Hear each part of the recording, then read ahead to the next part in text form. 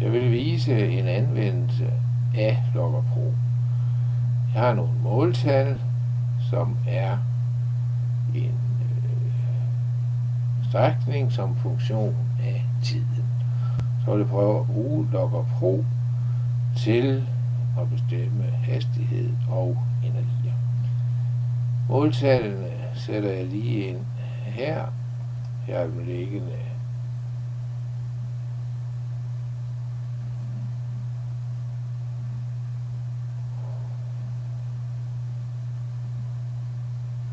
sæt ind.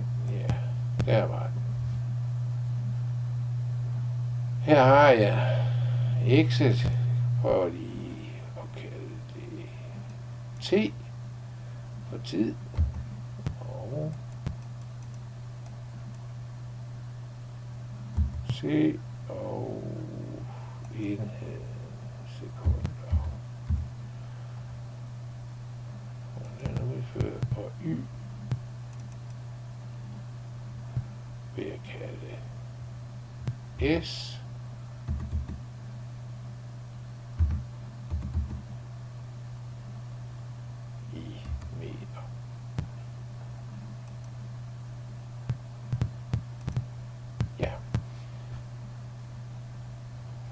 Punkterne er allerede sat ind, og hvis jeg lige vil prøve at lave regression på den, så går vi jo herop, analysere, kurvetilpasning, og det ser ud til at være en variabel.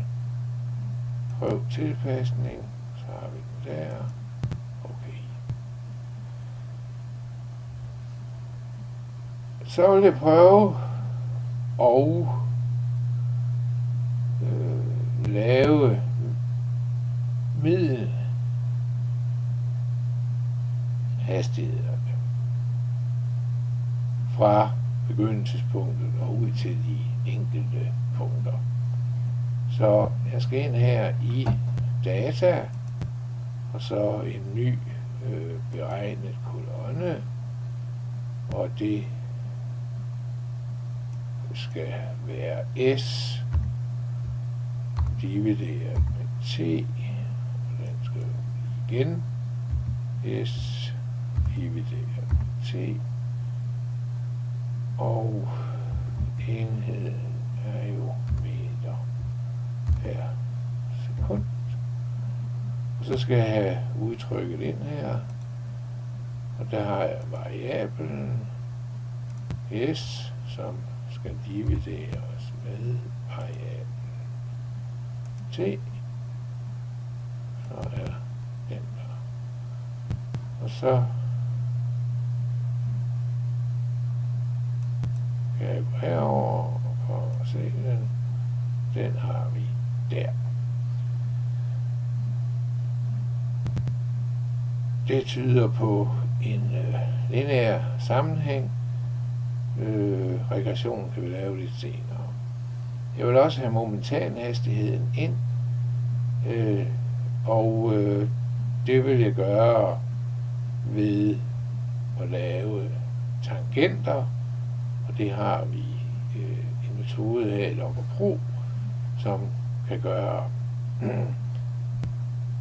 Så jeg går lige ind i Gata igen her, ny beregnet kolonne, og så skal det hedde V for hastigheden, V meter per sekund,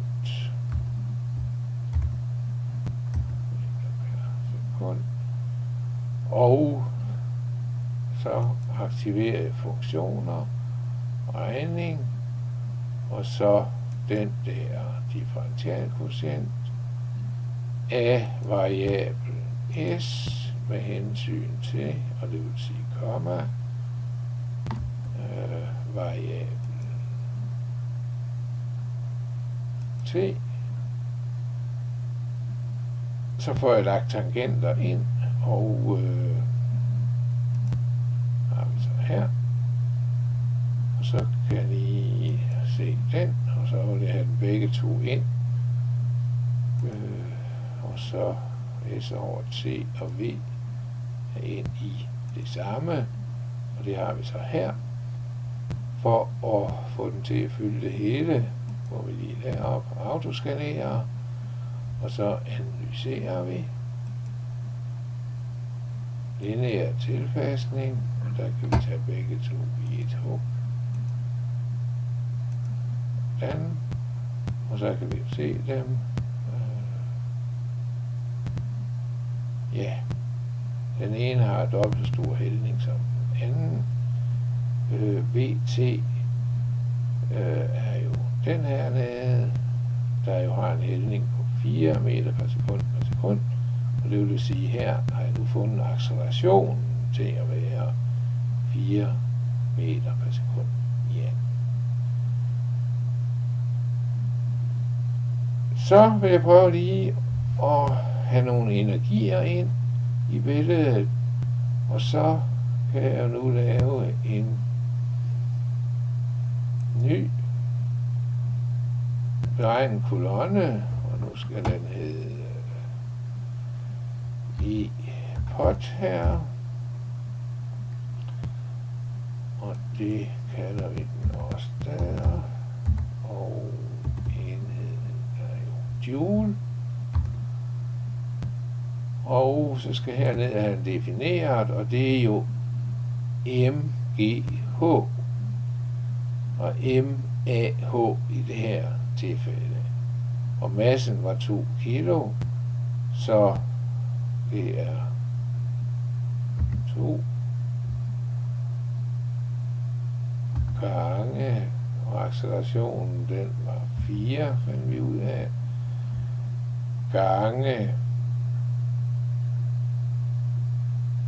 og så vil jeg have x max, som var 119 meter, minus, og det er jo en variabel, nemlig s, og så der, og så er den udført. Jeg kan jo lige gå over og se den, hvordan den ser ud.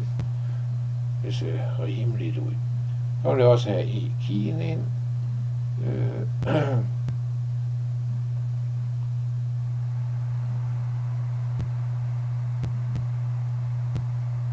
Så vi skal have en ny beregnet kolonne. Data. Her. Og så er det e-kien.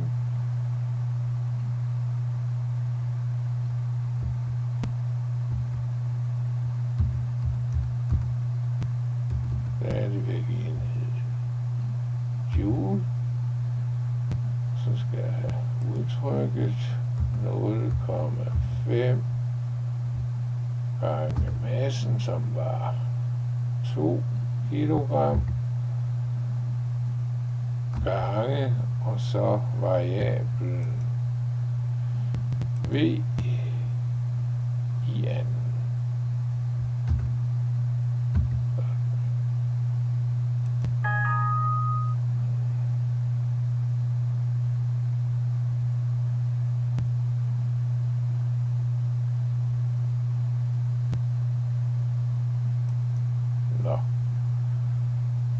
En halv gange m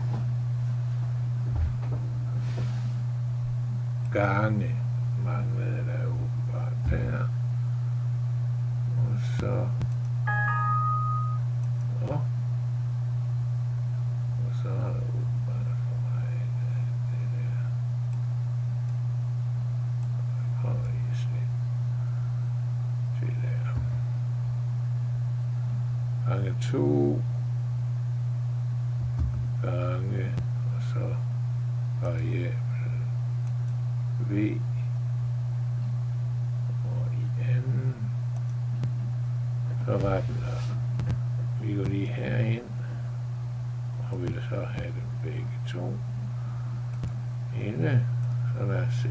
Ja, det ser også pænt ud. Så skal vi lige have e-meg ind, så data, ny beregnet kolonne, e-meg,